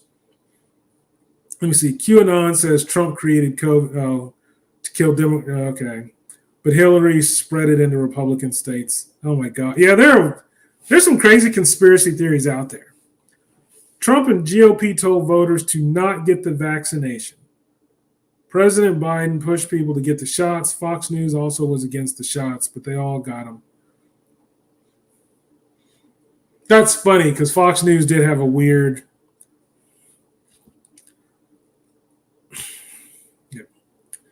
Fox News, we have to remember, is an entertainment network. Fox News is just branding. They're not a news network. In their bylaws, they're literally an entertainment network, so they don't have to provide a unbiased, objective opinion on anything. And yes, it was interesting to see them talk about independent liberties and whether people should be forced to take this vaccination or not, when everybody who worked there took the vaccination. We also remember that one scene of Trump slowly walking to the helicopter where there was that suspicion that Trump had COVID. And Trump was curiously out of sight for a couple of days. Story being, Trump caught COVID and he was getting this tip-top care to manage the condition, to get him back on his feet. I never found out whether that was true or not, but if that was true, that would be one of the most irresponsible things he did in his candidacy. Advocating for people to not get a vaccine that can help them avoid a virus that almost killed him. That would be incorrigible if that's what happened. I'm not saying it is. I'm just saying there were dots out there. There were breadcrumbs to suggest this is what the story was. And we have to see. And there are things that I know that I can't say. So I'm going to leave that where it is. But yeah, that's a mess. Actually, I won't talk to you about that on a live stream because I don't want any of that, any of what I know to. I don't want that to be public information. But Steve, we could chat about that at some point later. I believe the Democrats pick up 2 more states. Which 2 states do you think they're going to pick? Okay. You think they're going to pick up 2? Which 2? All right. If we're saying the Democrats are going to pick up 2 more states, they're already going to have Georgia. So where are we going with that? Florida?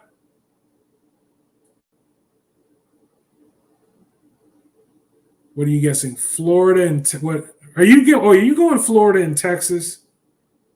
Is that where you're going? Florida and Texas? Texas is weird, I'll admit. The fact that Texas was even thinking about potentially being blue last time was bizarre. But again, I think Trump's base is going to rally. Now, Austin is continuing to flourish. That's bringing big tech, and that's bringing Democratic votes. Dallas continues to flourish. Look, I'm from Texas. I love Texas. Most of my family lives in Texas. The thought that Texas would vote blue is mind-boggling to me. But okay, if that's where you're going, I don't think that's going to happen. But yeah, I kind of see I see the thought process behind it. Southeast is not going blue. I don't think Florida's going blue. Florida is the one that I would guess could go blue if I was going to guess one, but I don't think it is. Maybe there's Texas. In the heartland, no, none of the red states in the heartland are going to go blue. West Virginia, I don't really see that. That's only 4 electoral vote. Yeah, if you think he's picking up 2 more states, which 2? Let me see. My fiance will soon be an immigrant. Can you give me a better reason to be pro-immigration? I think not. Ha! Yeah, I get it. Let's face it. I was, all right, real story. That's funny. We both share this love of the Philippines. Now, this is more on the Philippine side than the American side. If somebody can make it easier for me to bring a Filipino to the States, that would be that was like, oh, that's an election topic I care about. Whatever side did that, they get my vote. I don't want to have to wait a year and a half to bring a Filipina to the States after I meet her and get everything established, because that's a big part of the reason why I don't have a Filipina here now. Somebody give me the ability to not have to go K-1 visa.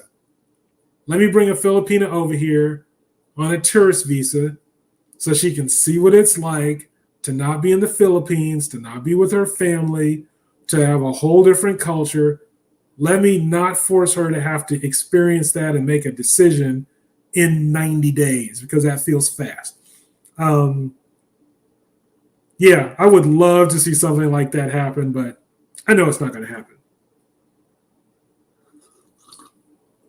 Trump talks out of both sides of his mouth. He is pro and anti mail-in ballots, pro and anti-abortion, pro and anti. I keep saying pro and anti early termination, pro and anti-immigration, but he is always pro-Putin. Always. Funny. By the way, I ticked off your subscribers to Michigan is never Trump page. You shared my last political vlog. My page is over 2.4K. Wait, your page is at 2.4K followers? Really? What was it at before? I mean, hey, if putting my stuff out there ticks your people off and gets them to subscribe more, keep using it. Happy to help you grow. That's funny. Might cause you to again do vlogs about politics. Have to learn how to show headlines in a live stream. So if you're using StreamYard, you just have to get used. I mean, if you haven't used the share screen option, then you just want to go to present and share your screen. And then whatever you have up on a YouTube page, on a internet page can be shared. Or if you've got like a PowerPoint that somebody sent you, you can pull that up. You just have to look on the different buttons, but it's pretty easy if you're doing it on your laptop. I haven't done it on my phone. I have to figure out the phone. Phone seems more limited. I can live stream on my phone. I'm actually thinking about doing a live stream because I think that YouTube is going to start promoting the vertical live streams on the phone more to encourage more people to use them. And let's face it, if YouTube is encouraging vertical live streams, then it would be crazy not to do them because they're going to help you grow that, in that environment. Don't pass up the opportunity. But I have to figure it out because I can't do everything on a YouTube platform that I can do on StreamYard. And I like to have the ability to, if I can't have side pages, then that changes the whole nature of the live stream. Then it's just me talking, and I need to construct that conversation differently because I can't say, hey, here's the map and here's what I think is happening. You have to avoid that kind of topic or figure out a way to make it easier for people to see it with some sort of visual aid because you won't have your laptop. You won't have the extra screen to work with. I've been a tradesman for 3 decades, so traveling was always a part of my life. I'm a huge fan of travel. Gene, I pay attention to politics and work to inform voters. I'll get you set up to get up to speed. We cannot trust the media. All they want is to get whatever subscribers they can. The might is yeah, I agree with that. The media wants eyeballs on their show. They are not trying to give you information. They're trying to entertain you because that means more subscribers and that means more ad revenue.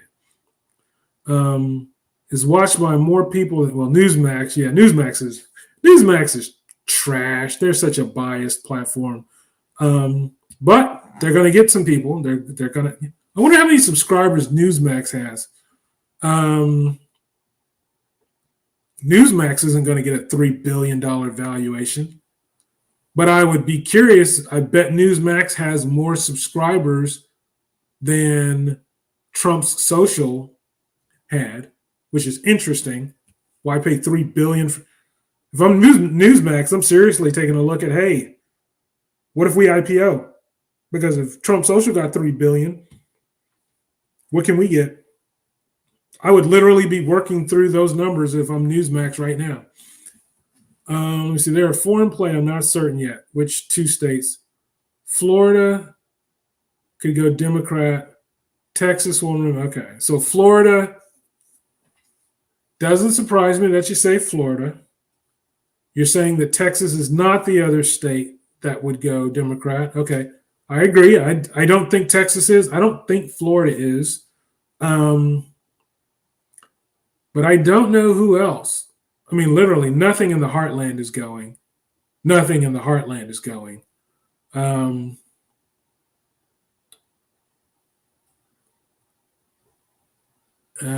Indianapolis. I'm assuming it's got to be something like Indianapolis, Ohio, West Virginia, something around there.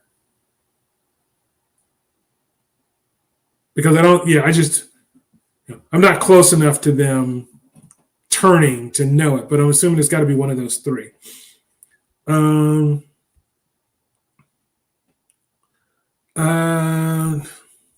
Love the Filipina girls. The country is milk toast. Yes, I love Filipinas too. I don't get to go this year. I had to cancel my trip. I have some stuff on the home front that I have to do. So if I didn't have some personal issues to deal with, I would be in, like, literally, this would be the first of my 2 weeks in the Philippines. I'd have been in the Philippines right now, broadcasting from the Philippines. I was very upset that I had to cancel my trip. And I'm going to try to figure out if I can go later in the year. But it's a little tricky because this was the ideal week because it's spring break. My kid is on a cruise with her mom and her grandma. So it's like, okay, this is a perfect time for me to go because, I'm not going to be parenting my kid this week. But priorities, family, I can't ignore family and some of the things they need. 7% on the video. Yes, you were at 1.9K followers before. Okay. Yeah. So definitely anything you're doing that's working, keep doing it. If you find something that's a good formula, just keep doing it. Double down on anything that's effective. I mean, let me tell you, I started out talking politics a little bit, and I got a response, and I doubled down, and I got a bigger response, and now, Steve, you know as well as I do, one of my passions is talking about the Philippines. But right now, I have to be realistic. I get such a crazy response when I talk politics, and I thought, well, okay, I am going to get back to talking about the Philippines and travel. But right now, it's an election year, and people want to talk about the election, and given the growth my channel is experiencing as a result of this, I'm going to talk about the election. There's plenty of interesting stuff to discuss. So it's definitely something I'm passionate about. Yeah. How many did I gain in the last month? I gained 107. I mean, I can tell you exactly. It's on my thing.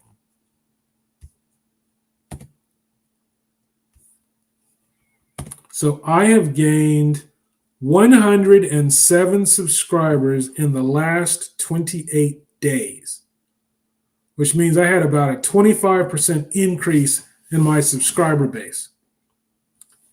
Now I was growing, just talking about the Philippines, I was growing.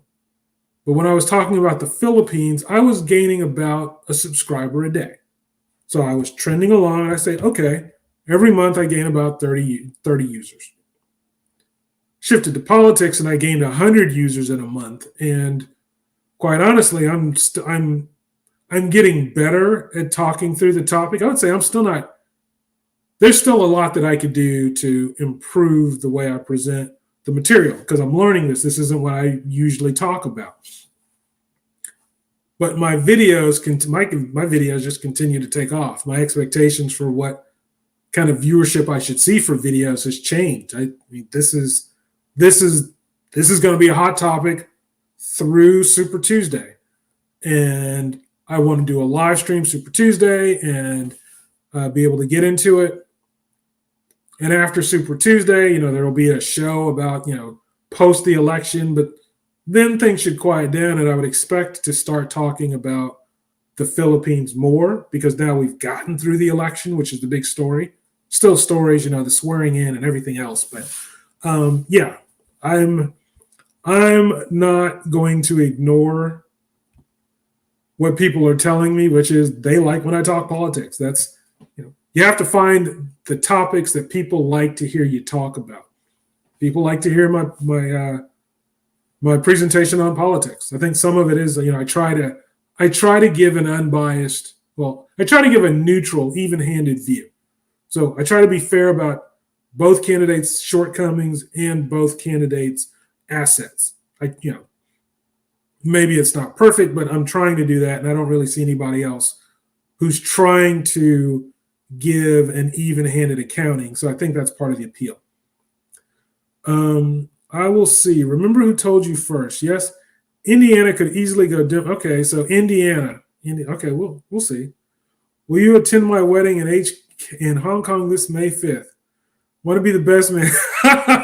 I won't be there live, but I will be on your live stream, buddy. If you live stream it and you let me know what time it's happening, yes, I will definitely be on the live stream because I want to see you and Jelani make that commitment. I mean, I remember when we were first talking and you were being ghosted by someone else, and I just thought, this is a guy who deserves to have a good woman, and I hope he moves on from this woman who ghosted him, because there are lots of great Filipinas out there, and if he finds one, I think that he's going to be a happy man. I remember when we had that conversation. I remember when me, you, and David were on a live stream, and you were talking about this new woman who you found and how excited you were. I mean, I remember saying, I don't even care about the live stream we were going to run that night because I was so happy for you. I wanted that live stream to be a celebration of what you were doing. So, yeah, I'm all in for being part of the wedding through the live, virtually. All I do on Michigan is never Trump. It's post news and videos. Okay. I'll hit Michigan some more because I've got more to say about Michigan. Want to get more people interested in your vlog? Put pictures of pretty penis as the icon and start of the vlog. The first live stream I have that really took off was one that was why are all the wives in the Philippines, and that was I just showed the thumbnail for it was 3 Filipinas in like my ugly mug. Basically, why are all the wives in the Philippines? But that was the first time I really used pretty girls as a thumbnail. I wasn't so much thirst trapping. It was the idea. There are wives in the Philippines. But that live stream took off, and I thought, oh, okay, this is that whole pretty girl thing. I see it. I grew my viewers 600% and subscribers 233% in the last 28 days, according to YouTube.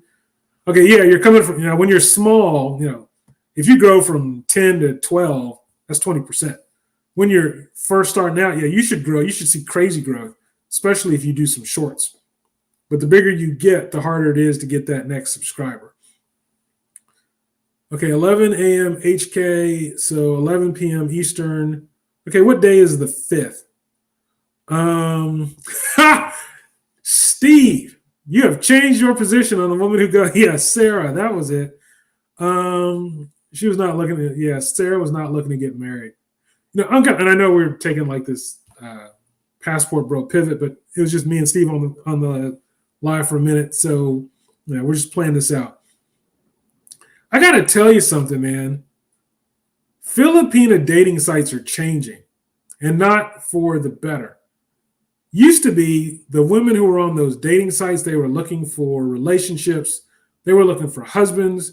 They were taking things seriously. Now you've got women who are on those dating sites and they're starting to post. They're just looking for fun. They're just looking to have a good time. And I thought, what the heck is going on? I'm going to the Philippines to get away from this. I want to go there and find the women who want something serious and who are loyal. And it bothers me that I'm seeing it's not the majority, but I'm starting to see a contingent of women who are just looking to spend a little time with a guy if he's there on vacation, assuming he's going to take them all around and spend his money on them and show them a good time, give them the luxury lifestyle for a while. That bothers me. I don't want to see the Philippines become what the West has become in that regard. That's, the Philippines has a magic to it that I don't want it to lose. But let me do this because I've got I got to wrap up. I've got emails from Steve to read, and I got other things to look into, and I got a little bit of work that I still got to do. As far as another insurrection, I'm not going to say that it's definitely going to happen, but I am going to say that it's definitely possible. And I don't think that the reason behind it is that complicated. There was an insurrection that happened on January the 6th. People felt like the election was stolen. The president was telling them that the election was stolen, and they were ticked off.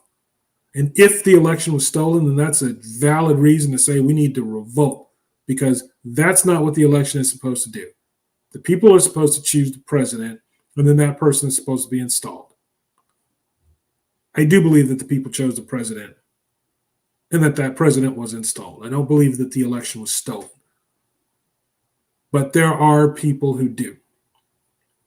And in 2024, we're going to be looking at an election result that could very well put us in the same place we were before. We are literally going to be looking at an election where Pennsylvania and their 19 electoral votes might be the difference between Trump versus Biden being president. Biden might be president for a second term because he wins Pennsylvania by some tiny margin. And if that happens, do we have a reason to believe that Trump would not say the election was stolen? He said it last time. He has never retracted that statement. He's not selling the stolen election. He's not hitting on that really hard right now because he doesn't need to. But why? But I have no reason to believe that he's not going to say that if he loses. So Trump loses a close race and says that the election was stolen. Well, that's all the activities that happened leading up to the last insurrection. So why wouldn't that lead to some sort of a revolt this time? Not storming the Capitol again. Nobody's dumb enough to allow that to happen twice. But something else. Something that might be a lot harder to control and could potentially be more disastrous. Because if people are storming polling stations around the country, there aren't enough cops in America to stop all of the mayhem. You see when there are riots, they make the news, and there are never enough police officers to stop an entire city from rioting. They're just, it's a numbers game. There are more citizens than officers, and you have to let the thing die down before you can start to try to manage it.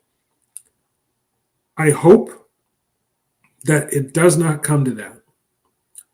But I am looking at the formula, and I think we need to, I hope they're having a discussion around what the election day and the days after are going to look like in the event that the same preceding events happen this time, because that's a reality. That is a reality.